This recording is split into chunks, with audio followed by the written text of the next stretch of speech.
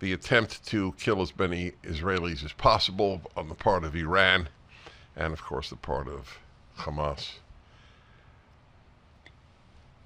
I feel bad for you if you have a Hamas supporter, which is the same thing as Palestinian supporter, just like German supporter in 1943 was a Nazi supporter. Nobody who said I'm for the Germans was for the Germans, but not for the Nazis. The ability of people to delude themselves. I am convinced as many people fool themselves as they try to fool others. I feel bad for you, and I mean it. If you have a relative or friend who's anti-Israel, that is sort of the litmus test of our time, how you react to the Middle East. And there are some on the right who have failed the test, to be perfectly honest. It's dispiriting, but I live with disappointment because I don't expect much from human beings, to be perfectly honest. Yeah, that's right. Let's see. I'm having one of my favorite observers of the scene in the Middle East on at the bottom of the hour, so I'm going to go to the Trump trial. What is it? 35 felonies he's accused of, or something to that. Did you see that? Yeah. It's unbelievable. He paid a woman with whom he had a one-night stand. Well, he denies. No, he denies it. I'm sorry. He's accused of paying a woman not to say anything. It was a one-night stand. Now, just for the record, I'm opposed to adultery and have never committed it. Okay? Just for the record. Having said that, I have never judged people on that issue, certainly not politicians. Billy Graham had a very powerful statement. Well, it was about Bill Clinton, and I don't think he was a big Bill Clinton fan. Do you remember what Billy Graham said? It was very insightful. He said, "Don't judge him until you have as many opportunities as he does." Yeah, the very powerful, exactly right. You know, most men go to work, come home, right? But other men go to work and have any number of women throw themselves at them for whatever reason. They're rich, they're powerful, whatever attracts women. Those two are big ones, famous. The ease with which people judge people, they don't judge, it's amazing, they don't judge the Palestinians, but they do judge Trump, or for that matter, Clinton. I'm not defending either act. Clinton, I actually do judge because I believe he raped a woman. His serial philandering was quite obnoxious, to say the least. But if he had done good for the country, I would be more interested in that than I would be in his personal sins. Judging is a complex matter because we are called to judge. The notion, don't judge others, right? Because the mote in your own eye and so on. But if you do judge, you will be judged by the same standards. People forget the rest of the admonition in the New Testament. The idea that we are not to judge ever is actually an immoral idea, and it's certainly not made by Jesus, and it's not made by the Old Testament.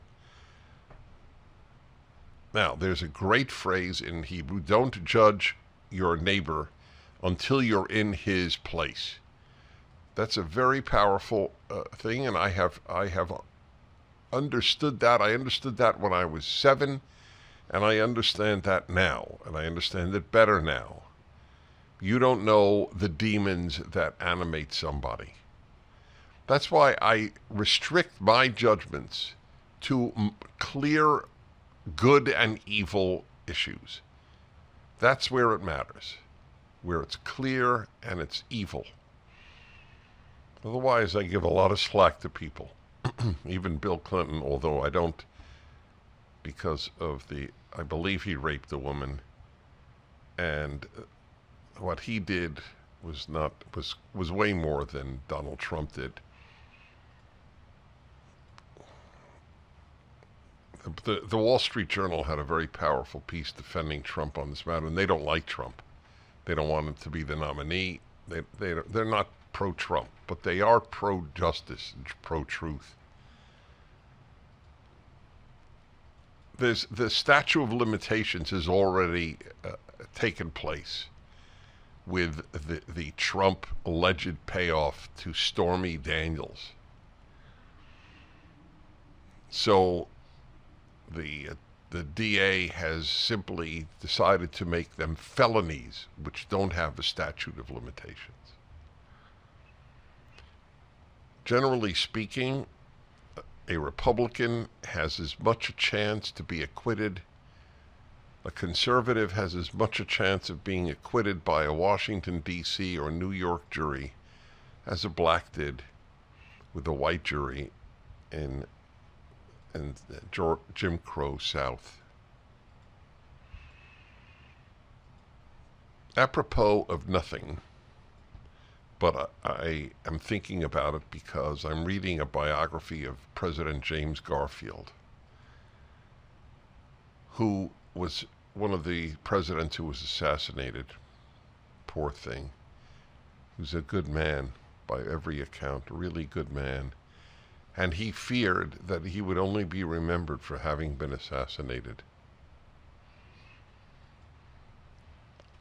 The reason that I raise him as an issue, I'm reading the biography of James Garfield, and I'm up to the Civil War. But the point I want to make has nothing to do with the Civil War or slavery. It has to do with his diary entries. And each chapter of the book opens up with a quote from James Garfield's diary. Do you recall that? Mm-hmm. And every quote is Shakespeare. Yeah. He quoted Shakespeare constantly. When I read about James Garfield, we're talking about the middle of the 1800s. When I read about James Garfield's curriculum in either college or high school, I think it was college. It was so much more rigorous. The amount of learning was so much greater than takes place anywhere, including Harvard. He had to know Greek and he had to know Latin. At Harvard, by the way, you had to know Hebrew till 1800 or you couldn't graduate. This country was founded on the Bible. And that's what people really mean by white supremacy. That's what they really mean. The values that permeated this country, which was largely white, were Judeo-Christian. And if you don't like the term Judeo-Christian, you're ignorant of basic theology. They're the only two religions on earth that share a Bible. 2/3 of the Christian Bible is the Hebrew Bible. And they both share that. One of the many reasons that there is such a thing. Judeo-based Christians founded the United States of America. For the full episode of the Dennis Prager Show, go to pragertopia.com, sign up, and become a full member.